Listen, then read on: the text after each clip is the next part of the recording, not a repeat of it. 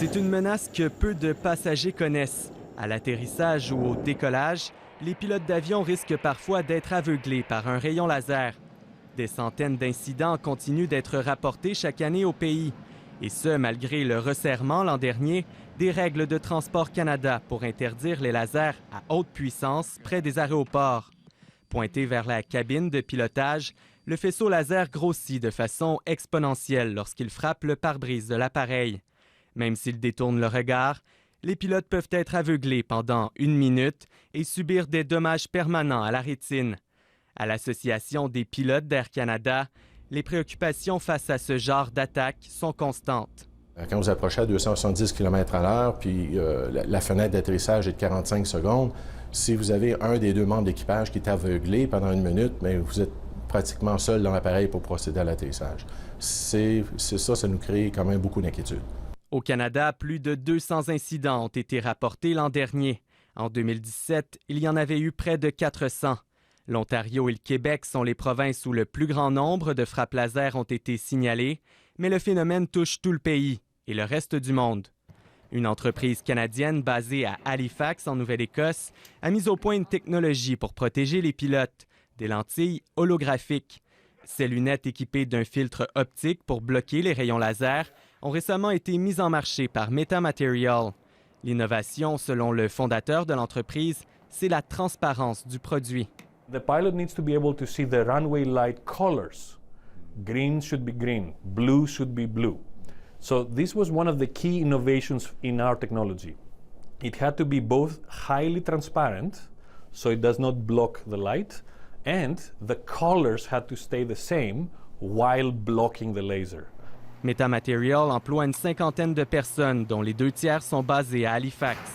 L'entreprise a su attirer des professionnels de partout à travers le monde pour participer au développement et à la commercialisation de ces lunettes. This is your first goal in the beginning of that kind of project. You want to see it commercialized and being a product, and especially if it's a product that could help and defend people. Metamaterial a bénéficié d'une subvention de 3 millions de dollars de l'Agence de promotion économique du Canada Atlantique, l'APK, pour l'aider à fabriquer son produit.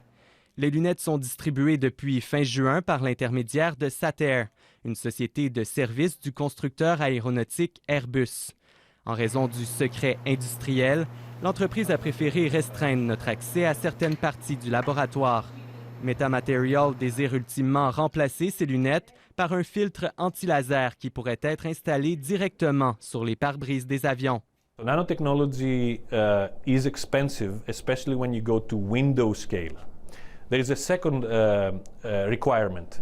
Anything that you put that touches the aircraft, for example, the window is part of the aircraft, you need additional certifications, very rigorous testing, and that takes time. Les lunettes sont vendues 1 800 $ l'unité et Metamaterial a la capacité d'en produire 4 000 exemplaires par mois. La question, trouveront-elles preneur?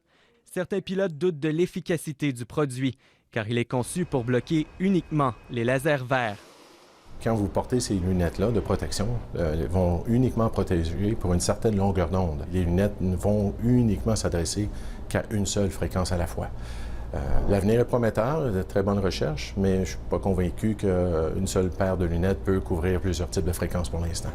De son côté, Metamaterial répond que son produit a été conçu et testé par des pilotes pour bloquer ce type de laser puisqu'il représente la plus grande menace. L'entreprise ajoute que ces lunettes peuvent facilement être modifiées pour protéger l'utilisateur contre n'importe quelle longueur d'onde laser, du bleu au vert, en passant par le rouge et l'infrarouge. Ici Olivier Lefebvre, Radio-Canada, Halifax.